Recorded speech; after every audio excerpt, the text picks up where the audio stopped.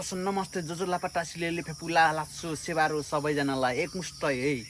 तर म के भन्दैछु, आज म मेरो नयाँ फर्स्ट ब्लग मैले बनाउनुलाई चाहिँ सिक्दैछु। म नम्बर 1 ब्लगर बन्न चाहन्छु। त्यही भएर देखाउँछु आज म के गर्छु भनेर। आज चाहिँ म पानी खोल्न आएको छु। असार मास सकिन आँटिसक्यो, धान रोप्नु पर्ने जोतेकै छैन, खेतबारी बाँझो छ। त्यही भएर अब यसलाई चाहिँ यता थुन्नु पर्ने हुन्छ गाइज हैन। अनि अरू सबैले चाहिँ धान रोपिसक्यो। त्यही भएर एकदम हामीलाई चाहिँ गाह्रो छ। अब मैले के गर्छु त, पम्पसेट खोल्छु, यो पहिले थुन्छु हैन। थुनिसकेपछि अब म तपाईहरुलाई अहिले नेक्स्ट भिडियो बनाएर देखाउँछु। भिडियो बनाउने मन चाहिँ छैन अहिले है। ल अहिले नेक्स्ट भिडियो बनाउँछु।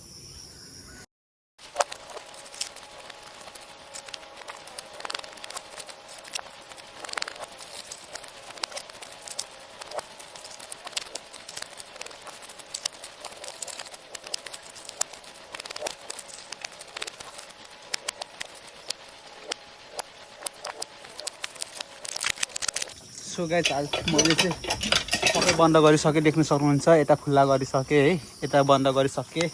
माथि कल्पिएर अब मैले चाहिँ के गर्नुपर्ने हुन्छ, खोल्नुपर्ने हुन्छ गाइस। यस्तो छ फ्यानहरू है, पानी दिन लागि चालु भाकामा के हो खुल्दैन त। अब कसरी निस्किन्छ पानी।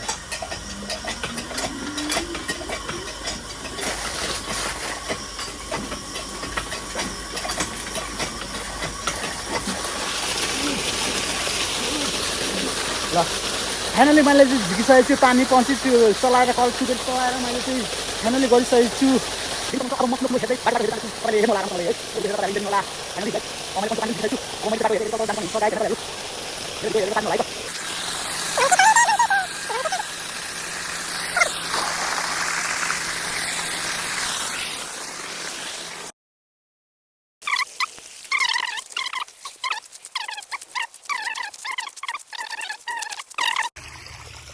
सो गाइस, मैले चाहिँ पानी सबै खेतबारीमा हालिसकेँ। हेर्नुहोस्, देख्न सक्नुहुन्छ तपाईँहरूले पानी कस्तो छल भइरहेछ है।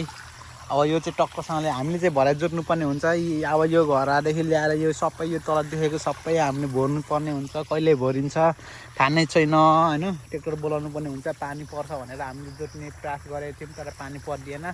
त्यही भएर अब हामी चाहिँ त्यो पानी सबै भराएर आज कति लाग्छ, कति टाइम लाग्छ भन्ने कुराहरू केही थाहा छैन।